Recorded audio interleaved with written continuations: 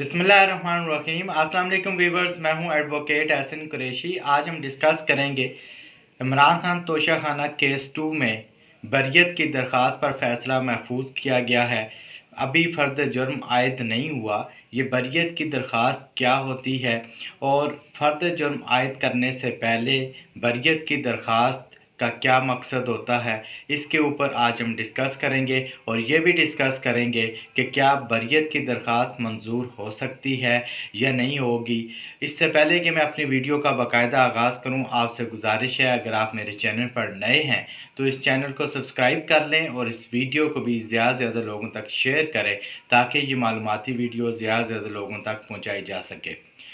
जैसा कि हमारे इल्म में है कि तोशाखाना केस 1 के बाद तोशाखाना केस 2, जिसमें एक इंक्वायरी रिपोर्ट आई और उसमें उन्होंने कहा कि जी एक गड़ी नहीं थी बल्कि 74 यानी कि 74 जो गड़ियां थीं वो उन्होंने खिलाफ कानून लेकर उनको बेचा है।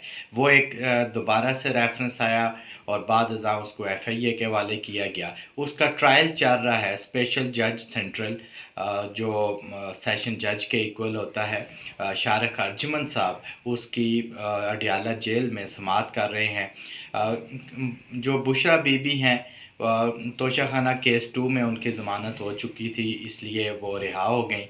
इमरान खान साहब की ज़मानत नहीं हुई, ताहम उसमें बरियत की दरख्वास्त वकला ने दी थी। अब ये बरियत की दरख्वास्त क्या होती है ये समझना ज़रूरी है और ये भी डिस्कस करेंगे कि क्या बरियत की दरख्वास्त मंजूर होने के चांसेस हैं या नहीं। अगर नहीं होते तो फिर क्या होगा।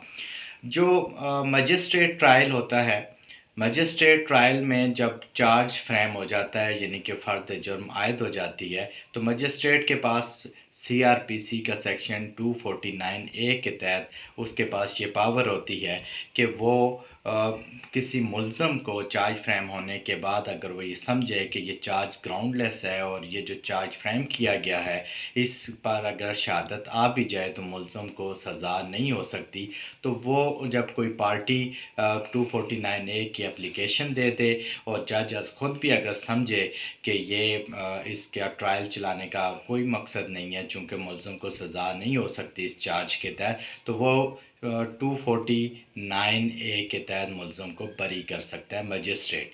इसी तरह जब सेशन ट्रायल होता है, सेशन में जब कोई ट्रायल चल रहा होता है सेशन अदालत में, तो वहाँ पर 265K के तहत सेशन जज को पावर दी जाती हैं कि वो चार्ज फ्रेम होने से पहले, फ़र्क इतना है कि मजिस्ट्रेट चार्ज फ्रेम होने के बाद ये अगर देखे कि चार्ज ग्राउंडलेस है और ये इस पर अगर एविडेंस आ भी जाए तो मुल्ज़म को सज़ा नहीं हो सकती, तो वो 249A के तहत उसको बरी करने का फ़ैसला कर सकता है। मगर जो सेशन ट्रायल है वहाँ जज चार्ज फ्रेम होने से करने से पहले ये देखता है कि क्या इनक्रिमिनेटिंग मटीरियल है कि चार्ज फ्रेम हो सके।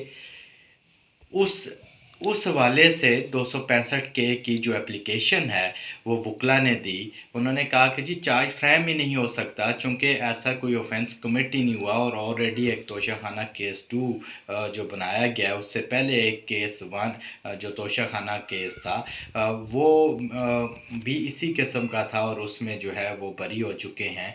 और ये जब उससे बरी हुए तो उन्होंने मनगढ़ंत एक स्टोरी की बेस पर, कहानी की बेस पर एक नया केस बना दिया, लिहाजा यहाँ चार्ज फ्रेम नहीं बनता और ये कोई ऑफेंस जो है वो कमिट नहीं किया। वो दरख्वास्त दी थी PTI के वकला ने जो इमरान खान बुशरा बीबी के वकला थे जिसमें सलमान सफ्दर साहब थे, उस पर दलाइल मुकम्मल हो चुके हैं। अब जज ने 12 नवंबर को ये फ़ैसला करना है कि आया ये ऑफेंस बनता है, चार्ज फ्रेम होना चाहिए या नहीं। अगर वो देखता है कि ऑफेंस नहीं बनता, चार्ज फ्रेम नहीं हो सकता है, इसमें कोई ऑफेंस कमिट नहीं हुआ, तो वो उनको बरी कर देंगे।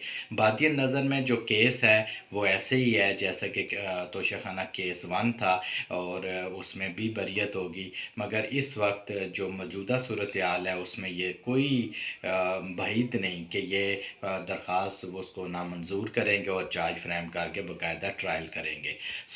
तोशाखाना जो केस 2 है मेरिट पर دیکھا جائے تو یہ نہیں بنتا اور اس میں بریت کی درخواست جو ہے وہ منظور ہونی چاہیے۔ اب دیکھنا یہ ہے کہ میٹر سب جوڈس ہے اور 12 کو اس کا فیصلہ ہونا ہے، دیکھتے ہیں کہ اس کو کس طرف لے کر جاتے ہیں۔ Thank you.